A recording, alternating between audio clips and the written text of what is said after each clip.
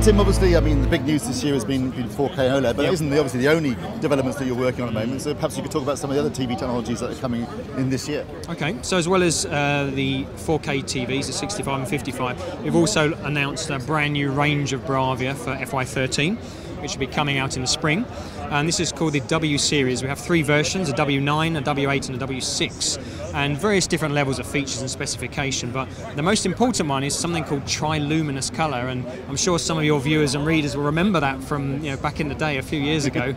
We had Triluminos in the Qualia TV, the 70-inch X35, the 55-inch X4500 a long time ago. And the Triluminos was all about maximising the colour and using, at the time, individual RGB LEDs to give you a much better colour gamut. Right. So we're keeping the same concept. We want to get wider colour, but this time we're putting a filter over the edge LEDs around the TV. And this filter kind of makes sure that the balance of red, green and blue light coming from the backlight is about the same level, because sunlight has equal spectrum of red, green and blue, and you're trying to achieve that level. So we have this filter technology on the 4K models and also in the W9, which is the TV behind me here. It's really helping with colour, maybe 20–25% deeper reds and greens, also blues. You look at tropical seas, they're a lot more emerald green is the kind of the colour that really comes out, but it also helps with depth of picture. Excuse me. So having the resolution, LED backlight plus this colour technology, you really get a better sense of perspective on the image. Yeah. And you can see that in a minute behind us. Greater sense of depth. Yeah. It's to resort to 3D. Yeah, it is 3D, but it's a 2D picture, but it looks 3D in a way. So that's really helping for texture and outline and resolution. So that's the colour technology. Sorry, that's a quick question. So Triluminos is basically a much wider colour space. Yes. That's the ultimate you got. Yes, that's right. Is the ultimate intention then to try and to create displays that can replicate DCI colour space? With possible thought of 4K using the same standards that they use in the cinema? Is that where we're going in terms of? To be honest, I don't know the answer to that, but I know we're trying to expand the colour gamut that the TV can display, and then in terms of capturing, camcorders and cameras will have a Triluminos Color that can record that wider colour gamut as well. So you've got the content on the camera or maybe on the Blu-ray. It's been remastered for 4K with Triluminos Color technology inside as well, and then you're getting the best of being able to display that accurately, all those different colour shades on the new panel. Yeah. And what else have we Okay. So that's colour.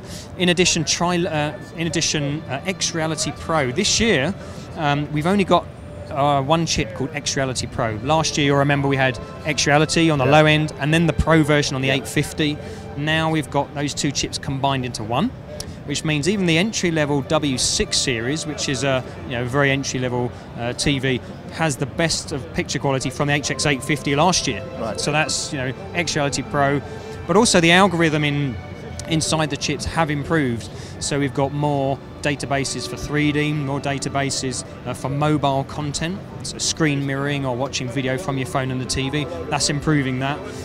What else? Also, kind of face detection and skin tones. Also some colour management technology as well in that chip. So that's quite a big improvement from last year.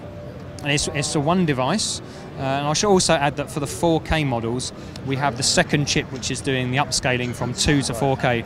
And in that case, on the 65 and 55 inches, there are 2 chips in the X Reality 4K system.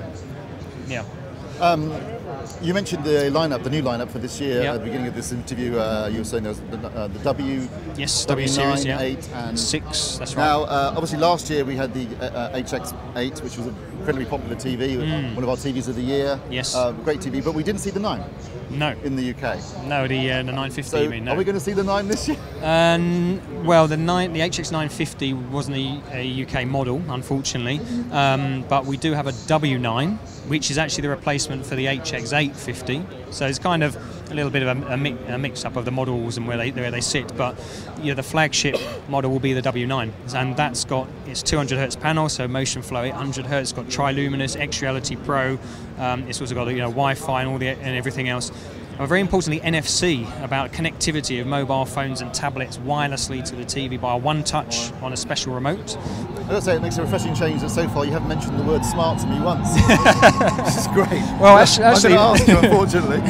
Yeah. Are there any plans to upgrading the Sony Entertainment Network for your TV platform? Yes, something that we're not actually showing on the stand, but I can give you a sneak preview in a minute, is we've totally changed the user interface. Massive difference. So cross-media bar has totally gone. Good. The acquired taste. The SEN portal, we used to have a portal button, that's gone as well. Yeah. Now it's really simple. When you press the menu button on the TV, all you have is 5 words appear. We have recommendations or history, what you've watched before. You have TV, which is TV channels, programs you've recorded, EPG data. Then you have applications. So you click on applications, all animated logos spin round with the Sony Entertainment Network, Facebook, Twitter, all the other apps, iPlayer, everything else. Then connected devices. So this is all inputs, including DLNA, Wi-Fi, and screen mirroring. And the 5th option is settings. So the first thing you see, 5 options on the screen, very simple for you to understand and get to what you want to do with the TV.